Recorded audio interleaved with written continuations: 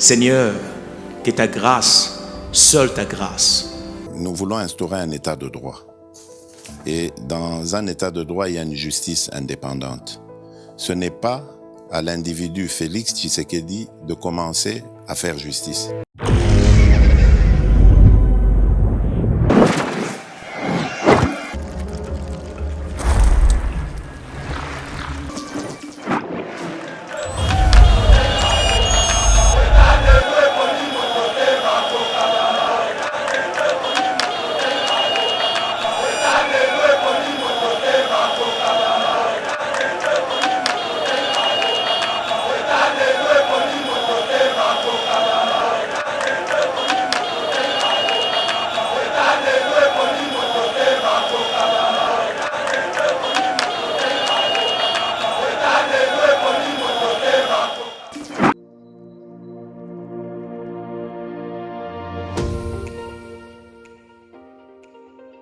La République démocratique du Congo est un géant au cœur de l'Afrique.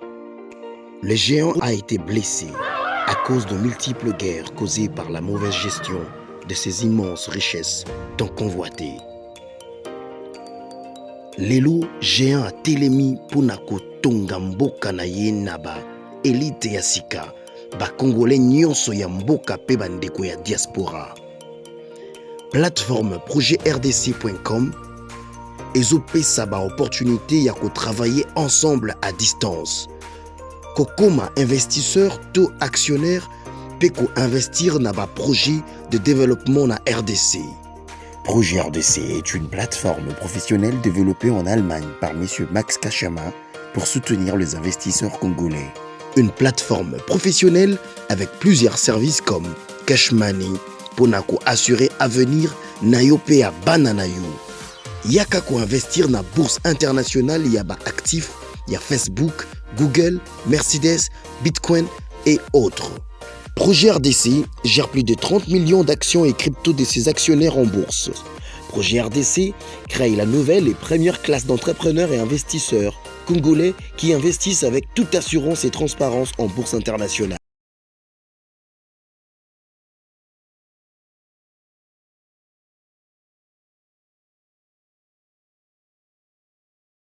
Bienvenue mesdames et messieurs sur Eba TV, merci de nous avoir choisi pour vous informer. Naebeke za chaîne Abino Bopé Sakayango, vraiment confiance. Tozo Senga, bo continuer vraiment à s'abonner massivement. Tout a besoin 2021 à Souka Awa. Toko Mabongo, pourquoi pas toi avancer malem na 200 000 abonnés.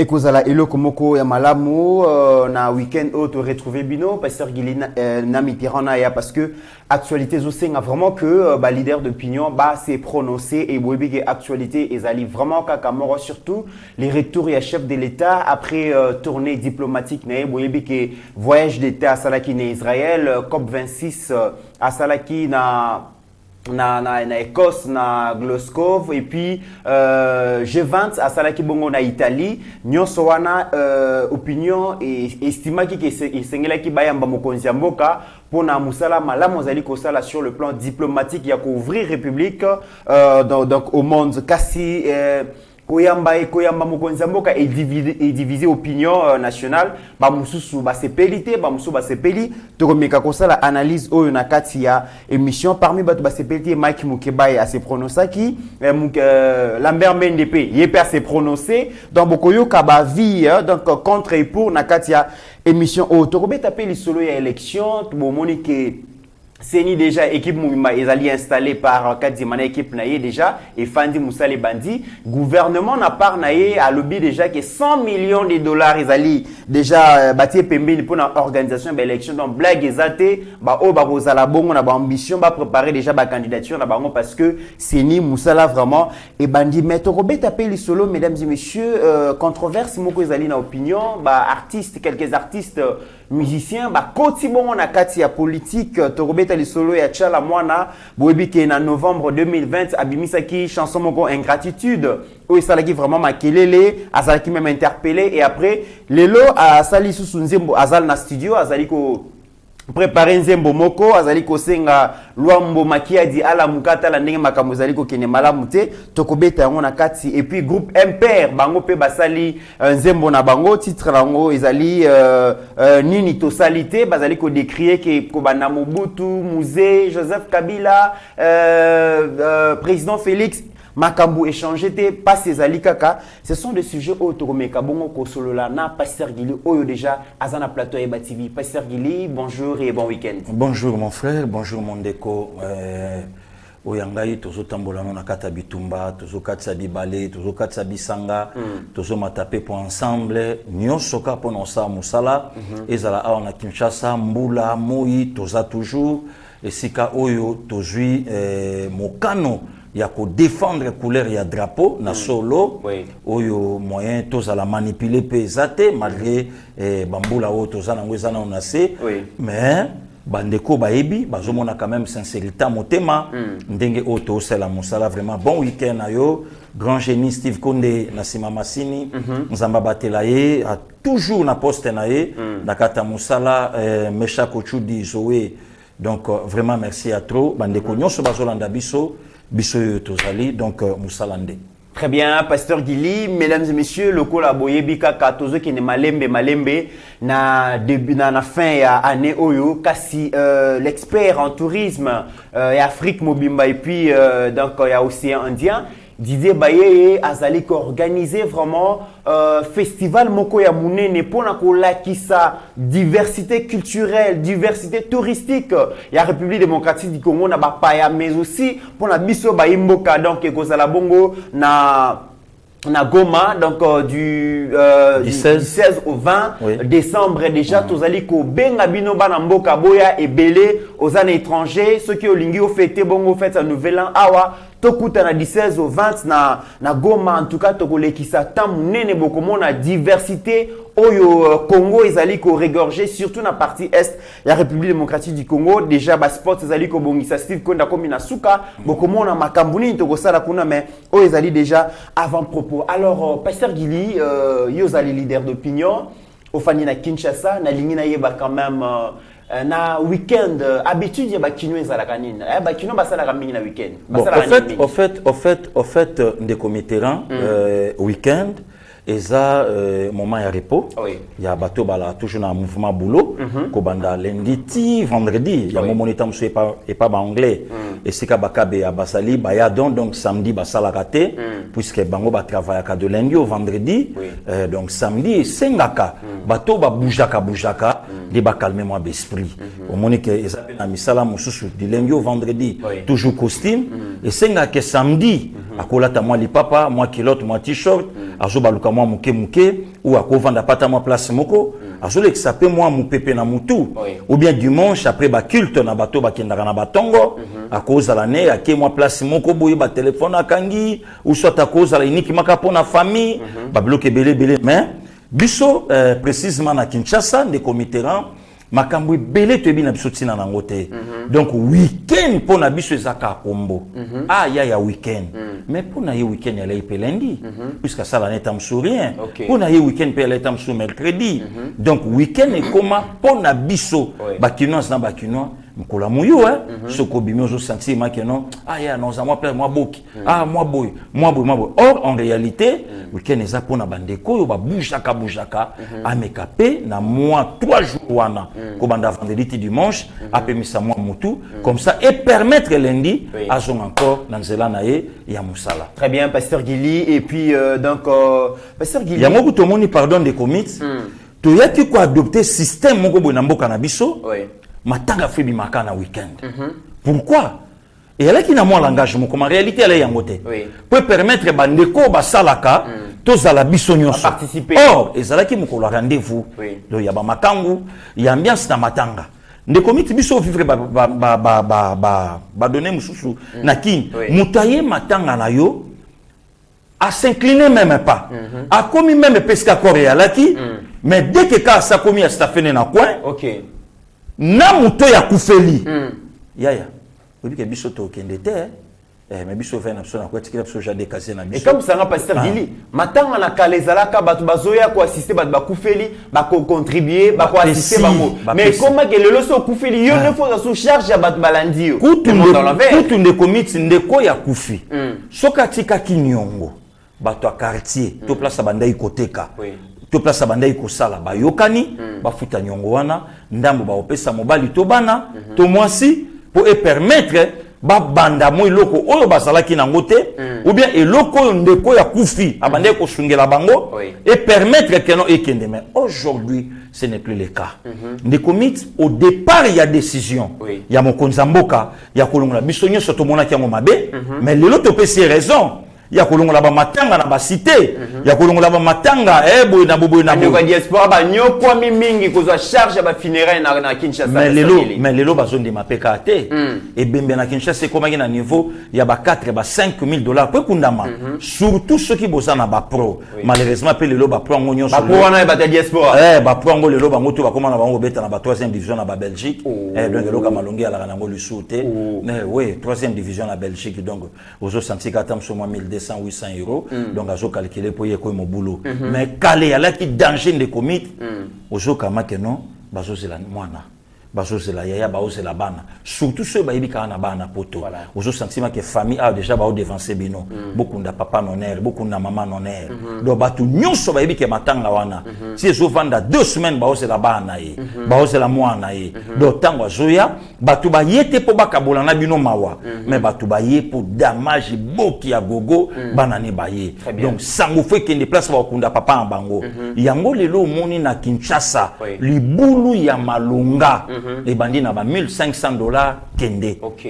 C'est donc batu basali ba copie ya ba donc des comités donc il y a ba cimetière ba kangi ba concession ba côté ba Congo central asa tuna libulu ya pamba $3,500 bazo kunda congolais na Kinshasa cher koleka congolais ku filibanda. Dieu merci ton mokonza mboka ye ba biloko ebele e bandi kolongo. Et puis matanga ezalaka soulier ya pas ya mawate. Nde komiti mutazo sombe lamba kolata kwa ya na matanga. Ya na oluka bodimo ya noir ya bien na beta matanga petu. Pour na retrouvaille. Pona nini batu bakoya koya. Donc maweza le souté. Matanga ba maquillage ezalaka te na ba maman. Lelo maquillage il faut que donc lelo matanga il faut que na lobi na yo 2 fois te. Mais lelo quand même konzamboka tonga décision ekoi au sentir que moi Kinshasa donc ebandi ko zonga moi muke na image o ezalaka. Donc moi respect bato baye na morgue ba se recueillir corps ebimi eke donc ba tapage ezalaka lelo ba samedi et que ba lobi ba dimanche bato ba okima ba culte bato ba okata ba culte puisque avant ba tombola corps fazala. Voilà des comitéran donc ba biloko musutonga ba décision zokoya to kendaka nango malembe donc lelo moyo senga sumbongo pa ba pro ezate puisque cercueil kaka ba futi frère ba morgue mbala mokeke o kale alaki e bembezana on a se donc le long de comité ozomona ba valeur o ezalaki na matanga ezali souté ezali souté donc le comment na ba association ya ba mère bango balamba kaka corps ezana on a se na ba tombolité ba kazi ya boke ezokota ba carton poulet ba carton piodi ezokota donc ozomona ke penser nyo sabato eza balia do batu ba yeli matanga te mais batu ba ye kolia donc le lo ba valeur wana il faut banda ko zonga ndiko mit donc na ibsaki yo ba biloko ebele lelo na mboka na biso e baby à cause ya bomoto ezali souté dès ezalaka sacré na auto betelo lisolo lobi to les place moko tina komi na ajo nanu na zwa courage te ya koya ma devant corboye au s'incliner nga moko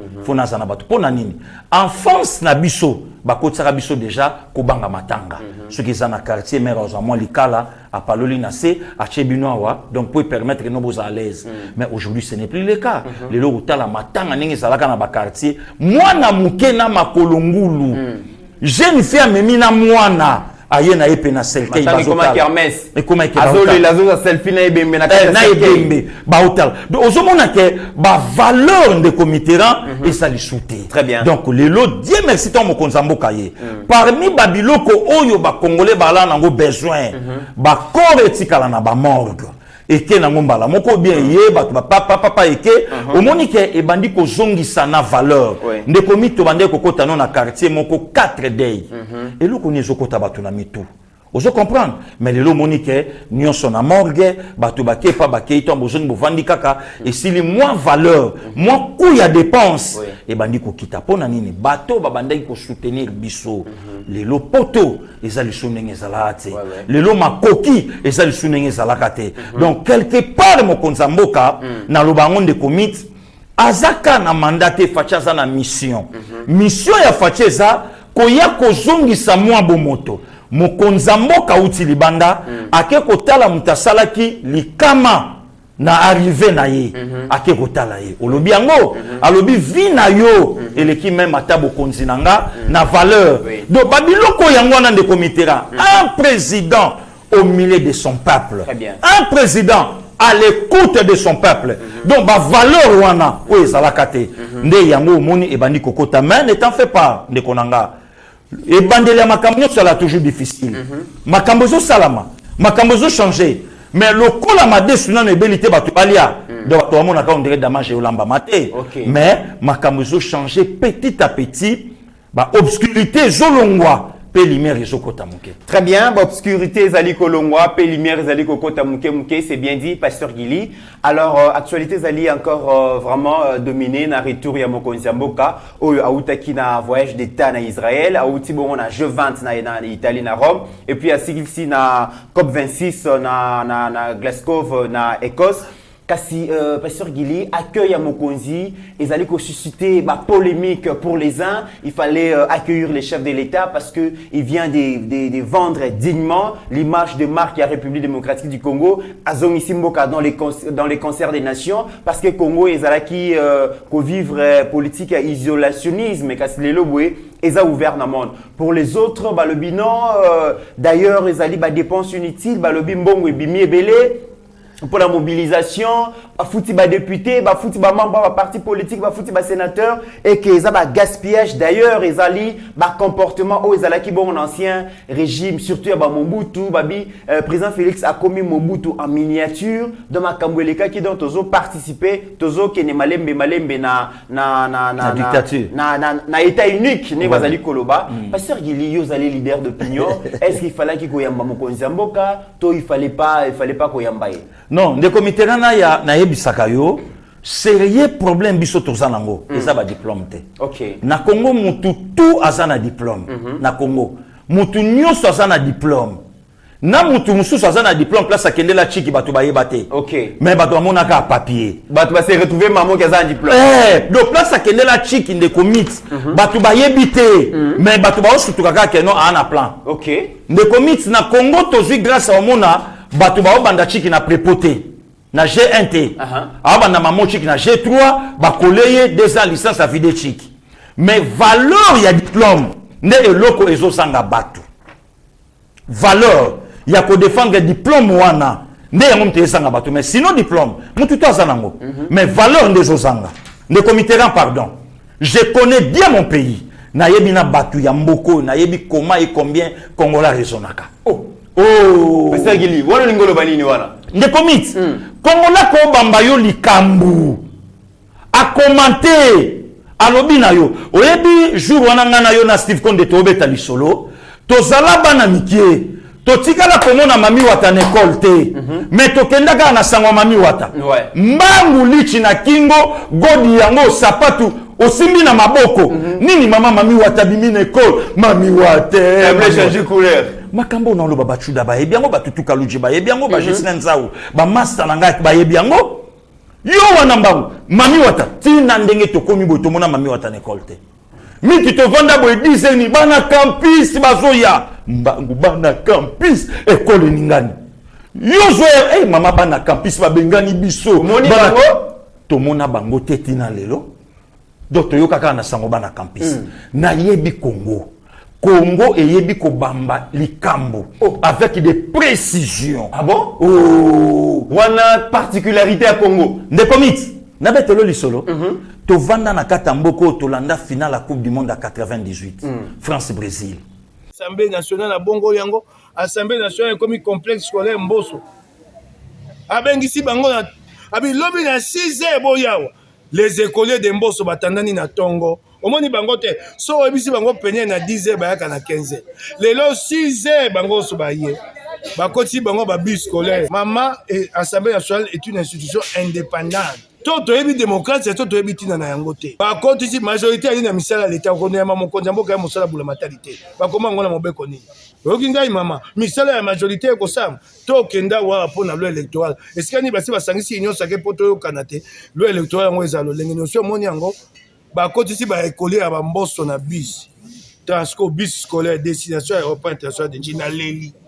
Pasi senga mutema koleke le kwa kabila pasi po ezali pasi ya lingomba yebe mangante bende lingomba ya mbongo ale komisa batindami ba député so ba comme les écoliers de Mbosso Assemblée nationale comme compé scolaire Mbosso ko de Pwanga mboka kingo te na lobi ya senga pasi on a vu na sepeli po na longwe na ngai poso na zaki biloko ya boye otuna moto est-ce qu'on a bani attends vous me voyez défendre des choses comme ça. Les députés provinciaux, nationaux, au garde à vous, avec les moyens de l'État pour aller accueillir les chefs de l'État. Moi, mon Québec, je viens défendre ça. Vous voyez ça? C'est pour quel bénéfice? Ce qui s'est fait aujourd'hui, c'est pour quel bénéfice? Oh, il y a ça, mais les pour les foutani. Oh, il y a ça, les lois pour les foutani. Mon conjambo, quand on a dit. Là, c'est un ça qui yo pesa inyo sake pe mami bale. Ngana kei, na bandeli yango pesa inyo sake pe mbale. Na ba batika ngana kei. Pe yo ebinga na ataki ngande na kebo na kei. Pasteur Gili, Otigolanda, honorablement Kimukeba, Arabi, Assemblée nationale et commis, complexe scolaire, Mbosso, Oazaliko, Benga, député, na 6 ans, à Matisse Bangobis, le rôle, écolier, Bakio Kotana Mamoulomo, le rôle, la classe basée, la Mokonzi Mboka, donc, Bazui, moyen, l'État, Pessi, député, Bakenoukoyamba. Pasteur Gili, où la réaction est honorablement Kimukeba? D'abord, c'est la comédie des committérants, on a confirmé que les députés qui n'habitent pas transcoté. D'abord, ils ont comédie, ou bien populisme, ou bien mutaolinga, azonga, place à sakrachaki. Pas l'ongwe na déjà. Non, non. L'ongwe sacré, l'ongwe na l'ongwe na. Et puis, batu musu super, bazana on ensemble pour la République, on peut pas l'ongwa. Des comités, non seulement cracher dans l'union sacrée, azolinga abongi sa place au yakrachaka. Ok. Ah bon? Oui. Wakachaka liboso? Oui. Azolinga abongi sa place au yakrachaka, qui est botandé na. Ça c'est un. De deux avant na Simba, honorable Mike Mukeba avec tout le respect. Au Simba lelo? Oui, non Simba ye.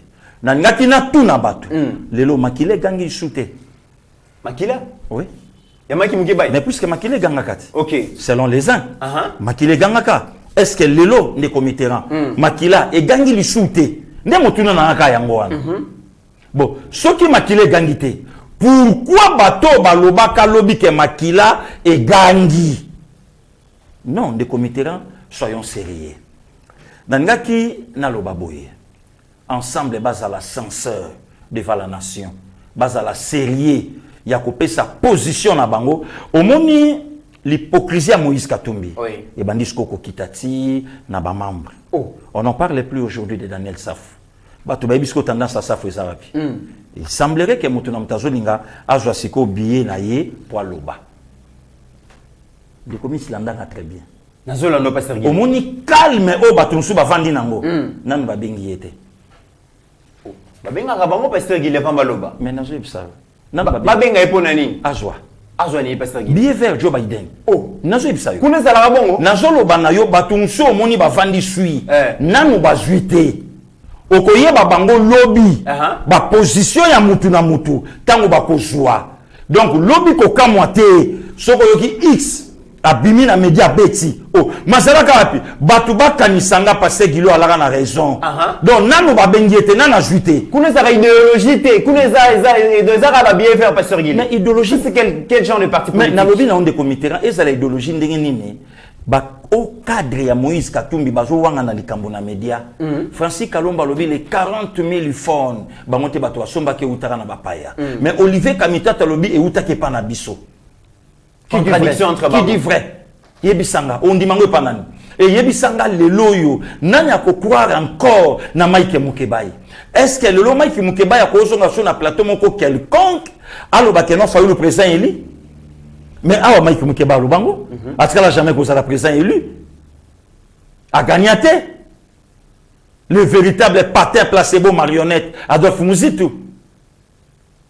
Est-ce que les loyaux Mike Mukeba a causé Funa Donc na force ya koyebisa bato. Mais na plateau na yo na continuer ko lobango, honorable Mike Mukeba avec tout le respect avant da lobango. To vanda to zomona ndeko Félix nenga zobeta Kabila Bubotu. Pourquoi pas Kotsa Katumbi na kata bagarre wana? Est-ce que les lois kozonga soit loba? Mais to vanda vidéo ebima. Mike Mukeba yeba ke non a populaire, a mona kina solo. Avanda na kata bato zo yemba. Donc zoka honorable Mike Mukeba ipe alulaka na coalition Kabila. Azoyemba lobi fachi telema boma libala. Boma libala. Tobenga na Kabila. Tobenga na Kabila. Lelo fachi telema bomi libala Mike Mukeba fachi te. Ah, ndeko Mitterrand ya. Oyebi makambo ele kalelo na kata mboka na biso ezoka musa même na bato. Ezoka musa bato passer Gili. Makasi. Mais comme ça va tourner ni passer Gili. Délice Sanga Alongwe, Franck Diongo. À ça qui déclaration sortie médiatique Mouka qui très sévère en chef de l'État bat Moussou Babi déjà officieusement Franck Diongo déjà il y a Milongwe Laki Claudel Luboya il pas le Babi donc déjà façon Zoloba n'est à comment très critique vers pouvoir d'abord et puis na accueil chef de l'État Pasteur Guili aucun drapeau, aucun membre, à part Baobaza, institution, Yamba président de la République. Est-ce que ça a déjà rupture? Bon, les comités là, na lobano na na Délice Sanga na Claudel Lubaya. D'abord, batonem baleno na nation ba crédibilité. Ba crédibilité. Balano na position té. Félix Abima chef de l'État Sambango. Oyebi ndenge banda campagne, oyebi pena place ba soukise là. Oyebi retour ya Délice Sanga na Lamuka, oyoka ndenge pe Lamuka pe balobaka na ye. Donc ngembo koto ya na mukila koto azana monokolo kwa mpuku. Donc tendance zo yeba na kate donc bango déjà Chabango à côté. Lelo yo kulutu loko la Franck Diongo. Mabe ya Félix na 80 millions d'habitants. Il y a peuple congolais sauf honorable Franck. Oh, Félix président de la République moins de 60 jours. Abandi déjà kopotana bata FCC pour la libération, il y a prisonnier politique entre autres Franck Diongo na kati. Qui aurait cru Kabila na makasi nyonso pe le Franck Diongo cause à Libanda. Non, soyons quand même sérieux. Soyons quand même sérieux les comitéran. Toyebaka kosala likambo ozotala pe batozo kasoni. Oyebi tobeta mama solo ezana bato musu na vie azoluka babiloko lokwa bato nyonso te na vie mutu so abali oluka kobota na vie mutu so atangi oluka musala na vie mutu azana prison oluka liberté na vie donc biso nyonso te tozana ba demande ndenge ma besoin kokanité de comitéran donc pour na Franck Diongo besoin ya peuple congolais ezalaki que potondi ma Félix Franck Diongo abima Dieu mindonga la bima pele loto fanda donc pour la Franck Diongo kobima na ye na makala et confirmant que Fachi président de la République Fachi président de voilà de comité et puis kobo sanate to souligner le comment omoni babilo musuna loba ke eloko ko bomma mokonza mboka nanga malgré te et ça qui est trop bon na ye est-ce que batu babe ke tangu Franck Diongo kendaka président kendaka na compte ya ensemble muta Moïse Katumbi mais pour abima Fachi oyebi ke ti Franck wana na oyebi so kulutu na Franck Diongo oyebi sanga ti Franck Diongo azobima prison ba combattant ya IDPS musu baza makala wana yemoko muta oyebi sanga alobi j'ai parlé avec Kabouya j'ai parlé avec Kabound ba condition ba combattant IDPS bazali na prison eza bien te mais Franck Diongo Félix abimisie ndeko mit et puis les lots vandi oleki olobi bon, même matin à poids politique, bah vient nga ba mettre des iba Hollandanga. Est-ce que capacité intellectuelle même politique à Franck Diongo? Le là cause na Moïse Katumbi. Je donne raison à la parole de Dieu. L'argent répond à tout. Mais peut-être pasteur Guili Kuno va payer sa chance à la candidat député la Tanwana, va payer ça va reconnaître Balobi, peut-être UDP se reconnaître na juste valeur té. Mais on va kenaka ko se réfugier. Mais si ko moto ya lobaki ke ba sombi ba député ensemble. Bala qui sabiso natif moko politique ya Moïse Katumbi. Bala qui sabiso qui kuneza sangisa qui zobat Francis Kalomba otena PPRD Olivier Kamita tota na MLC donc yaka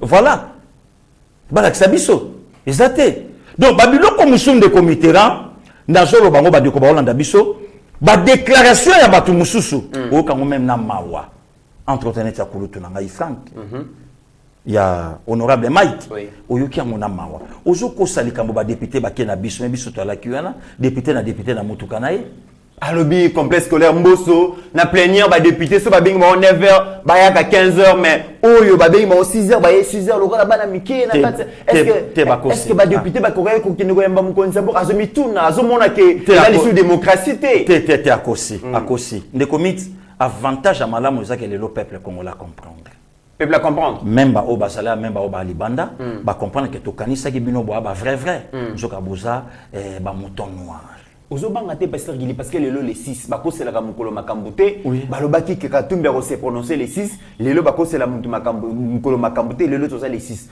on s'attendre na décision ni ne komiti nazo bana yo na olo bango na plateau Katumbi c'est un hypocrite nazo continuer ko loba yango Katumbi azana makambo oyo ye azoloba te mais na beti la bande ko lisolo Katumbi alobi na demander rapport tété.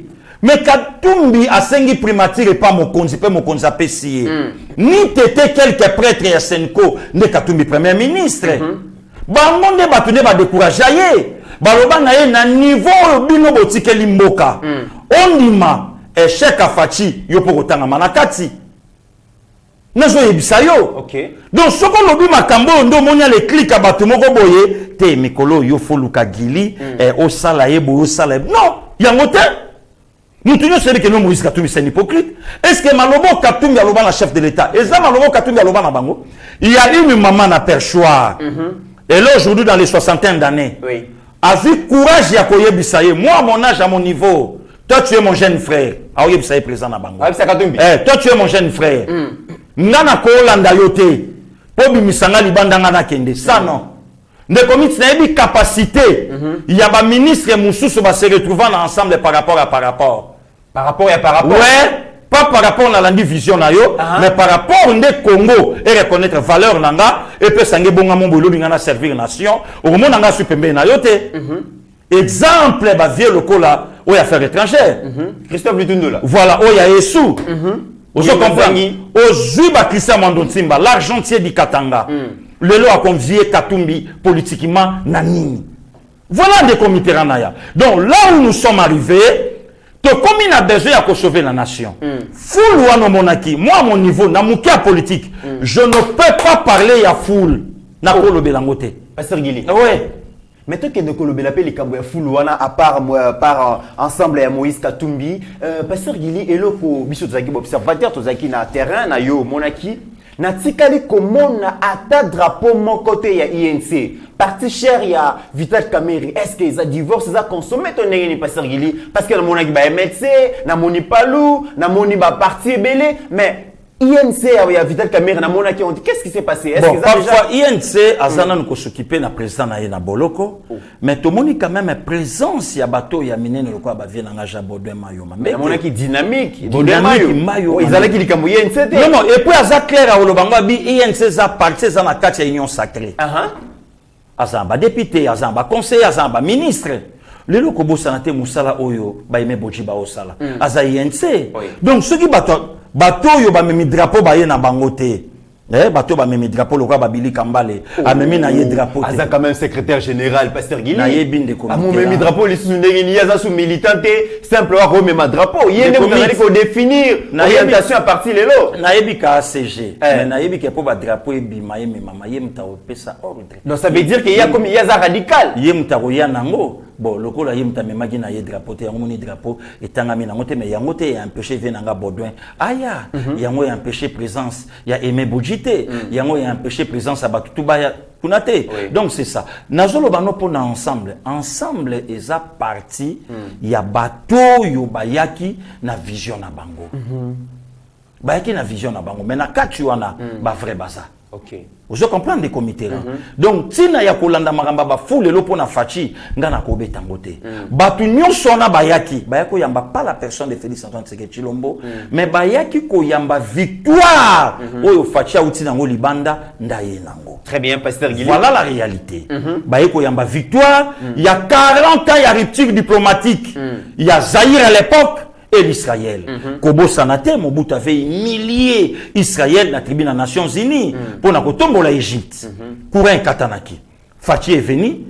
Après avoir Kobunda, il fallait qu'on jonge ça coopération diplomatique. En dehors, nangon de comité Rome. Ba komi na Rome, pour na kobongisa pe makambo esengela ke pe bake na Glasgow bake kuna pour na ko réparer babilo kebele oyo ye pazalaki à terre ya makambo wana ko bosana te coopération salamaka déjà yena Bill Gates pour makambo wana ezala ndeko Mitterrand tango bato bamoni mokonzi na bango oyo bato bamonaka ye na France na deuxième ligne na sima Kagame bandoki balobaka tala président Union africaine bache kuna oyo na cap et où tu as collé cap 20 G20 quelque chose comme ça ah voilà G20 oh mon konzambo kanabiso azala quitté Olanda ka FCC ndenge balobaka balobi voilà aujourd'hui RD Congo oubliez même absent tala mais lelo bakoyi kolobate président nabiso au centre ya masolo nyonso ozomona te que c'est la haine très bien ozomona te que non c'est la mauvaise foi alors ce qui passe biso to kolanda makambo ba mokeba balobi makambo batwana balobi bongo ba grand outil politique le quoi ba Lambert Mende Pongala to landaye pasteur Gili Lambert Mende PC prononcé parce que bouti koyoka mutazala qui contre qui est chef de l'état to landa pe Lambert Mende c'est qu'il a dit comme ça to kozonga OK. C'est en tant que fils du pays. C'est une expression démocratique. Je n'ai jamais compris parce que je lis dans les réseaux sociaux qu'on nous interpelle d'être venus ici, nous les députés, pour venir accueillir le leader de notre famille politique. Mais je me demande à qui nous devions demander la permission de venir un jour off à l'Assemblée nationale où il n'y a pas de plénière pour exercer une activité politique qui est une activité théoriquement privé. Je pouvais aller à ma ferme, je pouvais aller à la bibliothèque. Alors, si je suis venu à l'aéroport accueillir le chef de ma composante politique, à qui devais-je demander la permission dans une république démocratique? Il faut qu'on sache de quoi on parle. Merci beaucoup. Pasteur Gili, Lambert Mende est égal à lui-même. Voilà. À l'obbi, tous la démocratie. Voilà. Donc, Mokonzi a président de la plateforme Nanga. Alors, non, c'est la permission pas. Voilà la réponse. Voilà la réalité. Et surtout à préciser, parce que qui non, sécher plénière, à préciser à lui, l'élo plénière est athée. N'a pas qu'il ne peut pas faire maintenant, n'a pas qu'il ne peut pas la sport, mais lui a décidé qu'il y a une plateforme politique. Bon, si tu vas comparer ma propos, il y a Vieux Mende Pongala Jesse, va comparer na honorable Mokebaï. Qui dit vrai? Voilà, des comités. Qui dit vrai? Parce qu'à Kenda Nabis, à comment il sait ça? Voilà. Le kuta vérité zate na monoko moto le kuta pona nini bato ba chayoka nazolo banoke ebele nano yoki bangote nano yoki ndeko les te nano yoki safute po ba bengi bangonte nano yoki bangote nan lekyo ya bandalo ya mosi ya makele vwanga abunga nano yoki bongo yoka kaye abunga oyoka kaye okoyoka ye mikolo tang okoyoka ki perroquet tang okoyoka ba billet vert nano yoki bangote bazé bela dekese yangote nano bimité consultation nano salamité yo posa la nombre te parce que yo posa la nombre yo peut ki babi chiffre babi il faut que lukaka gili wana kozoyer azotia bulungi azo déranger faut boso mbaye na bité babi transfert nous coûter cher na bité est-ce que joueur gili beaucoup la kondima transfert de comité na ya biso to ba vrai biso to ba vrai yo yebi. Donc, tous en a tenté, il y a aussi la babiloko, il y a militant, parti, journaliste, les loba au sala. Na yo ki babi ayo, ils a vrai paquet pasteur. Non, bango kutunde ba olukaba kitisa. Oyebi makambo belé et je les ka tout autour ba makambo yo. Mais tous en attend on attend des comités là. Tout ça le bi ki ngana yebi Gili c'est mon frère. Non, c'est un sorcier. Bo pesara somme wana ngana rezoyer. C'est un sorcier. A komilia, a omela pe makila na ye. Ah bon? Ouais.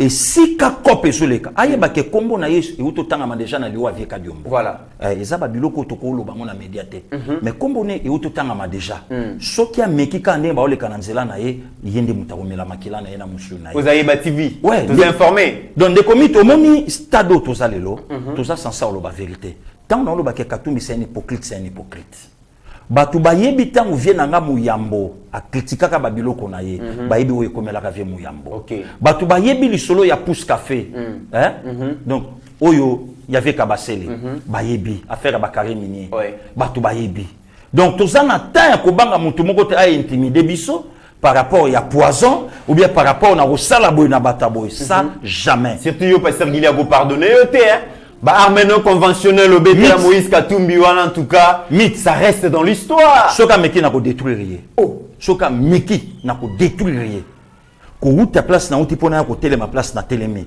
po muta kitisanga a évité ba sacrifice na sali na yoki balobi na couloir Katumbi abise garçon c'est abi je le pardonnerai jamais na ko détruire parce que yo ne la komi ko lakisa batu ki e Katumbi te na ko détruire ce qui a meki mutu nyonso ko meka même na penser na o détruire très bien na on lo bango monde ba Hollanda très bientôt clôturer na phase wana yake ya mokonzi mboka pasteur Gili tout monde ba image à un moment donné tout monde cortège ya mokonzi mboka jipo ye moko azalaki na kati ezaki prise en otage na bandeko na biso to bengaka affectueusement ba wewa et tout monde même ba vidéo circuler na ba réseaux sociaux jipo ya mokonzi mboka oza na emblème. Et tout dit, oui, Pasteur Gili, le président, à un moment donné, a quand même une sécurité, tout le bayango. Bon, d'abord, c'est bien bon. Mais comment on a une image, même la garde, la quitter, continuer à sécuriser mon konzi, à se retrouver dans la ouéwa. Et ça, quand même, danger, Pasteur Gili. D'abord, le comité rento préciser bateau. Jipwana et mon konzi, yango pété mon konzi azalagi. Azalagi na quantité, oui. Alagi na jipwana te puisque au yebi réseaux sociaux et là comme azalagi tazo confirmer le quoi yazalagi. Mon konzi azalagi na mais ça parmi ba jeep officiel voilà suite voilà oyo mokonzi akoko mata eza ya ye mais na oyo wana azala kité et puis lobby nango na tongo ye mo mokonzi ke ko rendre visite na ndeko wana pona otala ye soki pona domaine na ba plein nazoloba na yo joie oyo bato ba laki nango wana incroyable et ça joie au peuple zaïrois ba yambela kama Maréchal Mobutu na entrée na ye na stade 20 mai na 70 et ça joie wana nde yango no moni peuple congolais ba réserva ki nango mokonzi donc un président au milieu de son peuple un président oyo alakisi na face à monde que peuple na simbie na maboko lelo Martin Fayulu asasu na droit ko lobela likamba plainte wana to tikeli même ataba konzinyo so libanda ba koyebise Fayulu tais-toi mutuana na politique azana niveau na yote usape na niveau na yete bakotika mokonzi ti na oya c'est ça devoir à domicile au lelo facha zanango mais nga siko na ngana beta sko fachi ba arme non conventionnelle na kitisi chapeau Pasteur Gili oui à sa président de la République oui non betasko mokonzi ba arme non conventionnelle ya koyebisa le président de la République komi kotisa te na kata fulu wana et lokosko yo kende nango luka sikoyo obimisa nini na kosala pona continuer toujours ko garder fulu yo poto yoka ki policier moko infiltré tina palais dans le salon officiel oui luka sikoyo o répondre na attente ya fulu wana Dieu merci otalija thermomètre na yo ozo garder kaka fulu wana ya le 24 janvier 2019 ozo gardant mutu mo côté mokonzi mboka conseiller mon côté ayela yo na kata bureau ayebiso mokonzi oza fin osimbi Congo na maboko te mokonzi joa partir vidéo nanga bayebisa yo sala par tous les moyens au garder fulu wana ndeti na 2023 fulu wana ko yamba yo azana posa mai oyo mai katana bandakala fulu wana ko yamba yo azana besoin ya lotiliki ezate fulu wana ayako yamba yo azana besoin ya nzela fulu wana ayako yamba yo azana posa abika malamu fulu wana ayako yamba yo azana besoin ya soins médicaux fulu wana ayako yamba yo azana besoin ya betelo ya makambo nyonso o esengeli ezala nde fulu wana mais fulu wana ekosa yo te fulu wana lukande obatela yango ozala kaka na fulu wana tina 2023 donc conseiller mon côté aya koloba na yo ke to si to gagner match talabo non parce que fulu o yambaka mokonzi yambo do yambaka Jésus na Jérusalem akotaka na esengo kaka fulu wana ndim de réclamer baka ine kulusu donc wana sikoyo Pasteur Gili nde siko mutu a expliqué mokonzi ya mboka très bien voilà donc fulu wana e distraire bisote to travailler nde to luka ndenge nini siko tokoki to garder fulu bato mususu bakoki ko bimisango lelo te bazoluka mbongo tambola po babimisa bango po sekoya mais fulu wana ekei yo bango moko bake ko yamba yo ko décevoir fulu wana te conseiller mon côté aya na likambo lukuta aya kolobano ke fachi fin oza déjà béton mais luka o garder béton wana comme béton armé kaka na fulu wana donc fulu wana faut ba sepela non de bayambi yo mais ba sepela koma yo okoki ko garder bango yebi na sepela ki na eloko moko boye mama Denise alobaki tant to kendeki na fleuve Congo alobi John Kennedy alobaki yango koluka te mboka esalela yo mais yo luka nini oyo koyi kosala mpona mboka na yo nde loko Pasteur Gili a conclure na motuna ndeko Mitterrand mboka deja esaleli yo sikoyo vanda fulu eyambaki ngai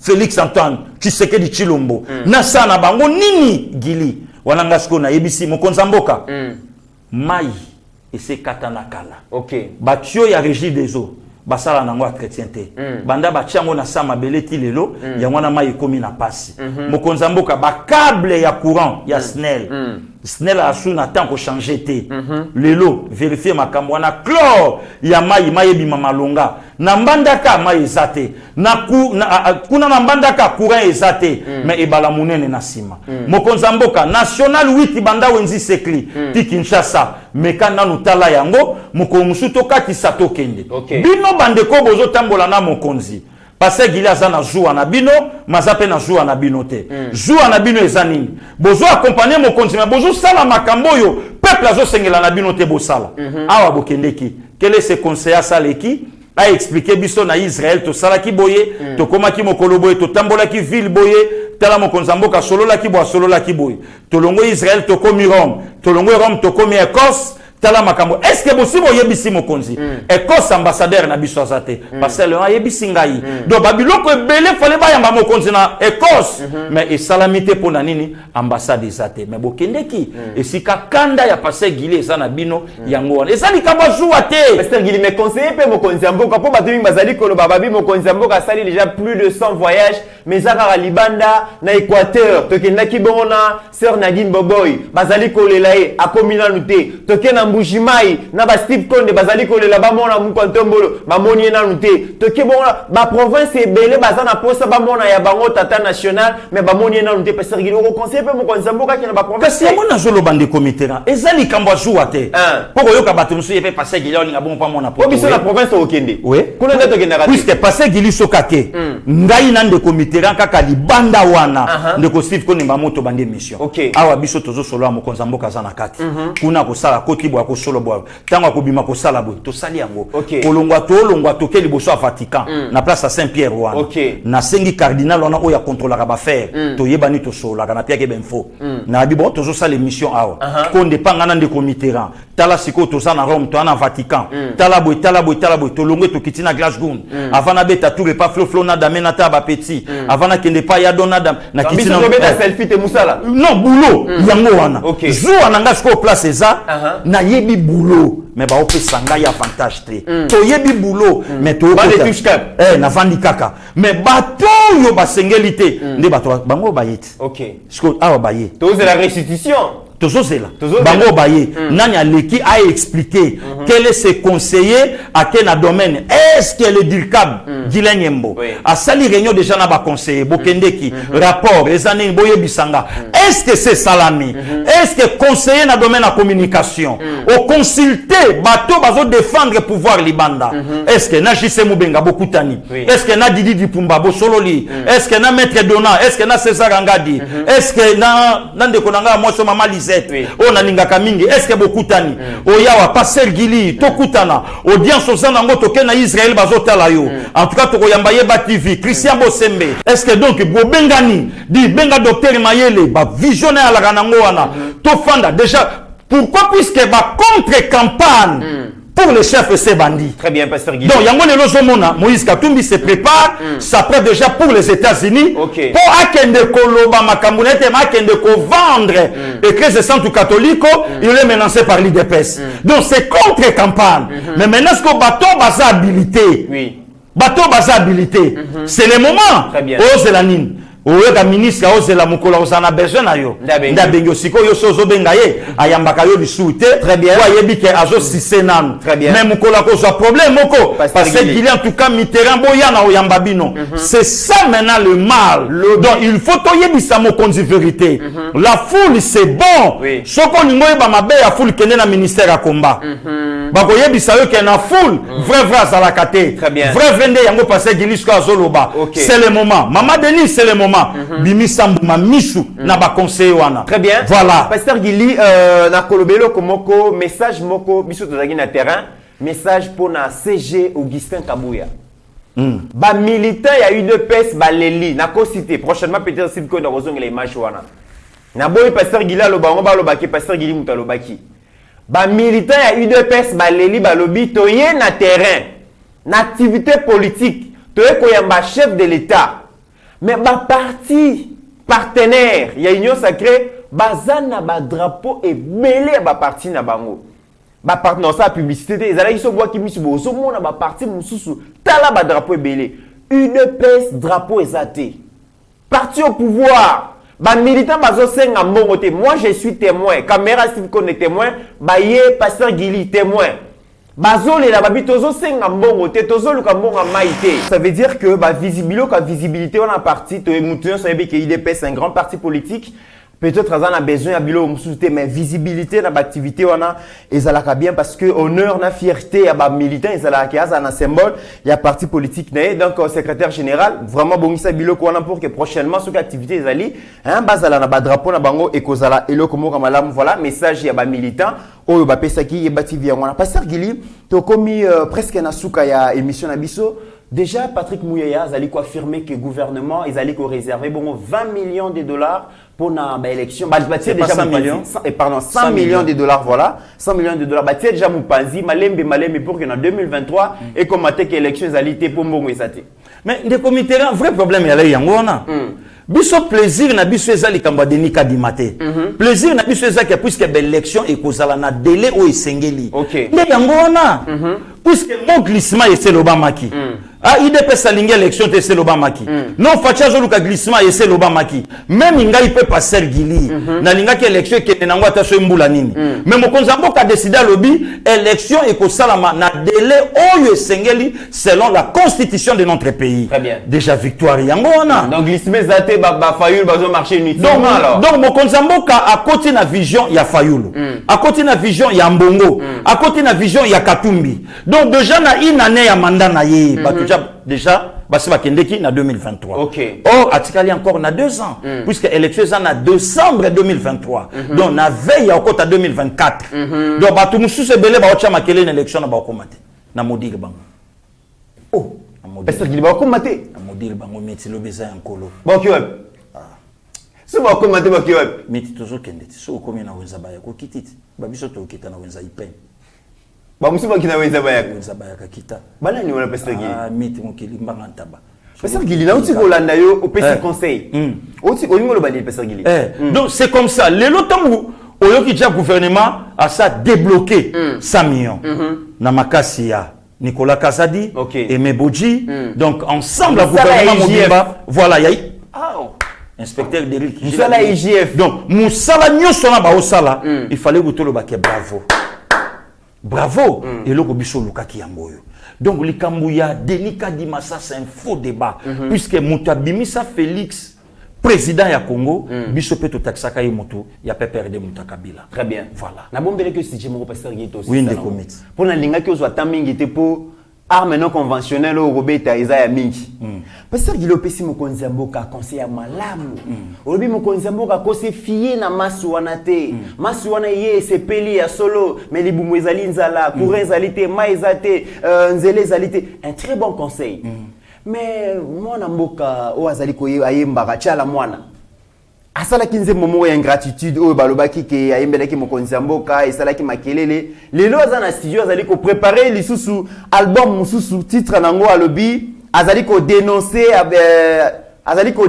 de nouveau l'échec ya régime à président Félix alobi passer leki mboka etekami ba mama bazolela batu nyonso bazolela passer leki azali ko senga même Luambo Makiadi les grands maîtres Luambo Makiadi alamuka atala ndenge passer leki eloko moka malongi azali ko salema lisusu te. Non ndeko miterana ya nazozela nzembango ebima na répondre ye oyebike oya liboso to takaka ye awangani ote na yembeli yango mokonzi te to sengango tozozela ebima mena ngana loba soki eza lelo koloba ke mboke tekami mboke bebi passer leki debout congolais maza parmi bato pe balakela mboka oyo mama na nda otika bulumbu na eli banda mama wana abanda otika bulumbu na eli banda aza parmi bato balakeli mboka oyo tango mutazo linga lobake mboko fatala ndenge ni lelo a constituer pe mariage na ye mais fatala pete La constitution on est oui yenda yebi il faut talango yango moni la kela même mobala ta bourgmestre na peut perdre na FC Sabimate malgré makele la sala Abimate ba reconnaîtra eta koloka ya mwasi ba pesa ye lokotin azwa rien ndenga zana tikala ka bongo donc lelo soki mutazo ba ke pasi mboka bona boboina boy mais fatala na yoki tanga zolo bana debu congolais peuple telema mais aussi chimanga telema akenda na Samabele Thérèse Kapangala telemaka akenda na Samabele Arma Tungulu telema akenda na Samabele Frank Ingi kena mwasi ba telema bakenda na Samabele et pas na ye na dibaya kama na sampu et salama kuna banani peuple Allo bati. Et lui comme ça, pasteur Gili, Tchala Mwana Azali membre actif ya PPRD. Mais tant Azali ko sala nzembo, pendant qu'on critiquer le régime, tant ba kolobane, o ba komi ko toucher ba artiste et musicien. Mais yé particulièrement Azala membre Azan la Ligue des femmes ya PPRD. Ba koki ko toucher ba artiste te puisque musicien moko te na régime Makabila moni pasi. Lokola Salvatore de la Patrie papa chéri. Abona pasi na régime wana malobe lokote via la neka moto pamba toujours ba humble na ya kolana ngo donc lelo na leçon moko ta ko pesa batu ye mama wana ani loko moko te ya ko pesa batu abi ko banda Kabila donc ko bana Mobutu ko bana na Kabila père Kabila fils na président Félix en tout cas et loko moko échanger te lo momaki da ya tandeki makambo et loko moko tikalo changer te alors que lelo pasteur Gili batu bazolo bele changement ngape na okota studio na chant donc nazo immortaliser vient nga defao na kobeta bord mo vie defa yemba papa e boni okiminda koe papa e boni osundoli bana e donc na ko immortaliser chant wana na kiminda kuna sundoli te mit na ko immortaliser penga na ngina yebaga na kimi te mit zela te po déjà tant ozoyemba na ebike et ça le quoi bongisa moi sinon nzinzi donc ça ba yembela ba ezaka nzembo me ba yembela au moni de komi tozo kitana ba bonane ba plein ibimaka na ebisi yananga de la patria zela puisque balle de match ya makasi mais tikana ngana beta bord mo be venanga de faim parce que na ozela batu ba tchana terrain ceux qui mera tchana terrain ngape na beti plan wana écoute nakaka écoute nakaka totana na dominer donc lelo batu msuba kolo batende komite webi ke batu bayeba ke même na mando ya 5 Kabila ju 2 ans na mandat où il y a 5 ans Fachi Kabila a eu 2 ans. Kabila a eu 2 ans. Ah, j'ai 2 ans. Mais na 1+4 puis bazora Kabila quelques mois mais nyoso zalaka ya Kabila pasteur. Mais justement. Siko ya opeza 2 ans zalaka ya Fachi. Non mandat où il y a 5 ans ils a partagé na ba leader nyoso politique à Congo. Sauf Katumbi. Asa. Di ya lobaka ki mandeza ya Kabila, bibileza ya Kabila. Et donc bileza ya Nalobi Azali. Vient na Jean-Pierre Bemba Azali. Après ça conseil abi je donne conseil na bataille de pes. Bilan il y a 5 ans où il y a eu des UDPS. Bon, au moins il y a une politique dans le Banayo, pour voir les UDPS, pour voir les Fachi, les UDPS, pour puisque UDPS est la majorité. Donc au moins il y a une politique, mais il y a mis les leaders, pas juste Batamaïl et Simana. Donc là, pasteur Gili n'a pas jamais battu pour un niveau politique on a yoka et pas Wamulumba. Jamais n'a cause en Asima. Donc faut qu'il y ait gigolo, bakende, aibike, à côté Kamaïl na moyena billet vert. Donc il y a une clôture pour la mère n'a pas bisaye que a osé la recadrage. Très bien. Bato ba OCP là ba supporter ba Uganga zela boro anebima oyoka planga na ochana marché Torozela Uganga mais pasteur Gicha la mona saka yemoko te impère donc bango pe ba beti boro na bango balobi nini to salité tozali kotanga mama zali koteka makala azofuti la biso classe to silisi au lieu que tozo ngisela mama mbongo to se petsa mama to komi koteka makasu to komi koteka ba cigarette tozo nyoko ma paseleki na ebité est-ce que c'est une façon pour les artistes de décrire pas zali koleka au lieu ba yembe la gratuité artiste wana ayebi mambeleka na année 91 te ya bindo ayebi ngote ala ibango bon ayebi ngote ayebi bindo te baboti bateka mapango ngumakanga. Mais tes réponses c'est ça à chaque question. Ah bon? Ouais. Réponse c'est ça. Yango moni na zonga kana takaka ba conseil ya mokonzi. Buza wana pona ko aider mokonzi. Mokonzi chaki bino na po aider boyo boya na nyuso oyo zolo ba mana mboka boya ko yebisa mokonzi. Et plutôt trouver solution. Malgré ba David Mukeba ba okita na terrain, malgré ozomona ke Musa, mais ebele nyuso na baza Musa na bango nini. Bongo yo banzembo ndenge bandeko ya la muka ba tiango na ba réseaux sociaux. Donc c'est comme si ba saleli ne bango yango. Bon, c'est normal puisque ba appelle les grands danseurs kuna. C'est normal. Oui, c'est normal. C'est normal. Bana mobini ya makasi. bana obinya makasi ya obina kuna donc voilà ndeko. Ah bon? Oui, vous bandage vous préparer bien na biso à Goma. Biloko na biso on a tenté Marie Cécile Okito Azoya décembre il pas au bêta tour que nous la Goma que nous la parc à Virunga. Très bien. Donc voilà, merci beaucoup mesdames et messieurs, tokomi na suka émission donc grand frère Florin Ngoma toujours c'est la bino na Goma bandeko ya diaspora balobi boya festival wana donc kala mingi te bozo ba sports. Donc Didier Baye à lobby boya to sangana to ceux qui sa année donc vraiment la beauté to za la nature to découvrir donc to yemba to bina to sepela likolo ya la Kivu Emmanuel 4 donc luxe zawana to kene na bazamba to lekisa baton to découvrir ville ya Goma to découvrir ville ya Bukavu to découvrir finalement est la République démocratique du Congo et vraiment diaspora to za toyebi ke boya ka mengi na décembre pour na ba festivité à fin de l'année en tout cas to causer la bino ba détail bobenga ba numéro à Pasteur Guilé Zali numéro Mitterrand na Ezali numéro ya DG Zali en tout cas ceux qui bobengi bokozwa ba détail par rapport à festival wana oyo tozali ko bongisa Pasteur Guilé to komina suka ya émission na pesio maloba pour clôturer. Non, merci beaucoup. Heureux anniversaire, mieux vaut tard que jamais. Papa Crisol, l'unzitisa motomoko bien, malgré Mikolo bon. Faut ne te éviter musala ka bien dengeni ni motomoko bien.